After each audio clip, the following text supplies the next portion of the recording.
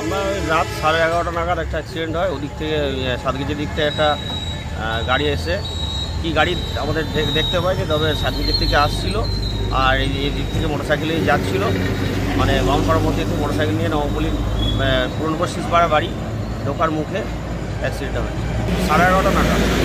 কী নাম? মিঠুন নাম, এমনি ডাক নাম, ভালো নাম কোনো কিছু। তারপরে বডিটা কিছু লোক ছিল, তারপর নিয়ে গেল হাসপাতালে নিয়ে গেছিল। হাসপাতালে গিয়ে মারা যায়। আর এখানেই মারা গেছে পুরনপুর শিশপাড়ায় বাড়ি। পুরনপুর শিশপাড়া বাড়ি। আপনার নামও? আমার নাম পল্টু, পুরনপুর শিশপাড়ায় বাড়ি।